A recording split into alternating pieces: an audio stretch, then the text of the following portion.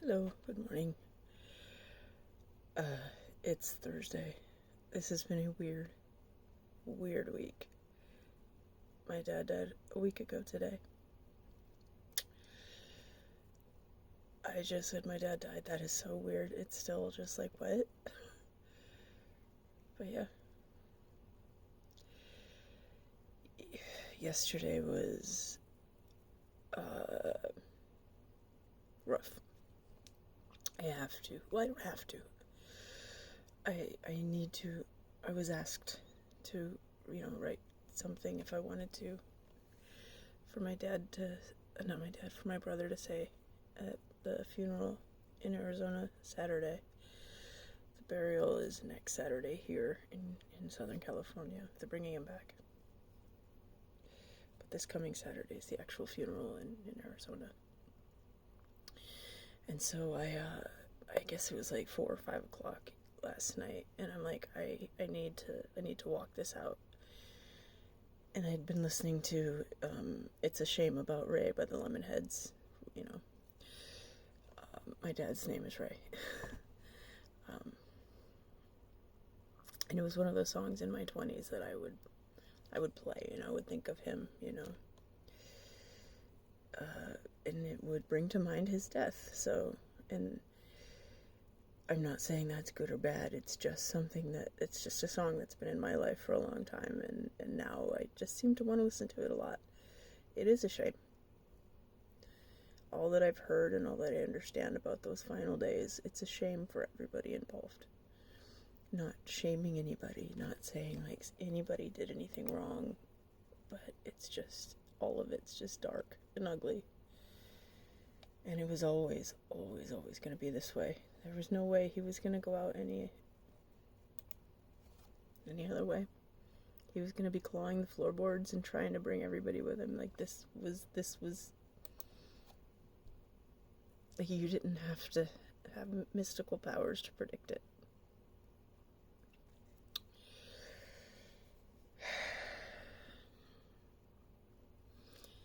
My emotional state's actually pretty stable, though. I don't cry, I don't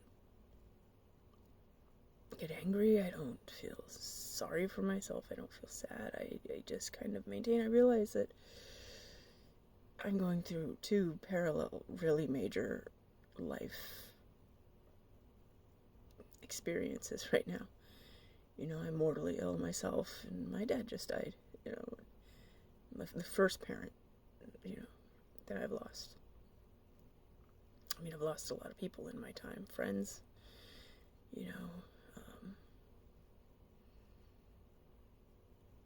but my dad dying has put me in a place where I know I need to contend with the parts of me that are him, and what's acceptable, and what I can safely discard and let go. And that's going to be a heck of a journey in the coming months, years, whatever. I already have a pretty good sense of who I am as a human being, so I don't have to do that work, but there were a couple things I said I was going to do once he died, and I'm not sure I'm going to do them now. One, I was going to change my last name to my mom's maiden name. I just like it better. Very Irish name. And I was just gonna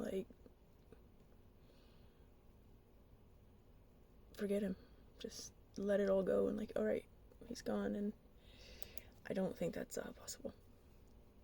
I don't know about the name change. I don't know. Don't think it really matters. I've carried the name I have for nearly 50 years, so I'll think about it. It's still on the table. I also don't want to hurt my mom's feelings because she's carried this name longer than she carried the other one. Or her feelings, it's not about him. Because it's not meant to be an insult to my grandparents. It's not meant to be an insult. I like my mom's name better.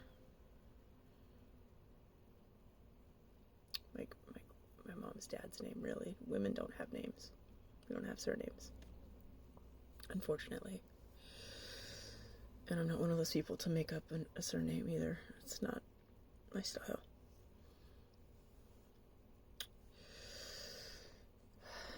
I do wonder if the other shoe will drop, though, and I will someday just wake up and be a complete mess, but I don't think so. The weekend, I think it's not going to get any worse from here.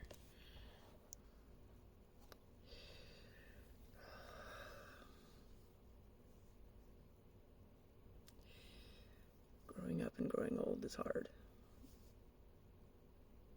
You know.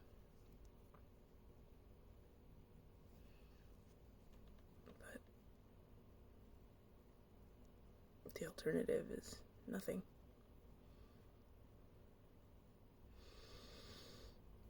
So, I'm gonna go soon.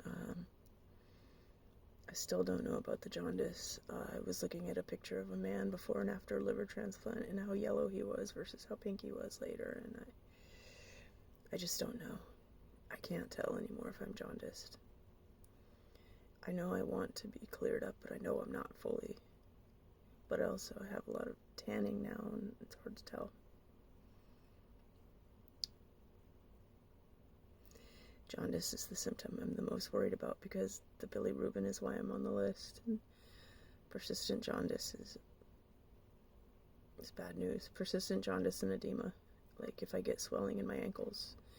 I do sometimes if I sit for long, long periods of time, like days, if I just don't sleep. Of course anybody would get edema like that, but I have to be careful because edema could be foreshadowing of ascites, and I don't want ascites. Like, I feel like all the work I'm doing, everything I'm doing is not to keep me alive, it's to not get ascites. Like, and I know I've watched Witches of Eastwick, and I know not to say things that are your biggest fear, because getting a liver transplant was always my greatest fear, and I never said it to anybody, but the thing I am most scared of with all of this is ascites. Having fluid in my belly, and that swelling, and the pain, and the infections, and tapping, and shunts. I'm scared of it. So, that's why I keep an eye on my ankles a lot. I've had little bits of edema again for sitting, and I've, salt.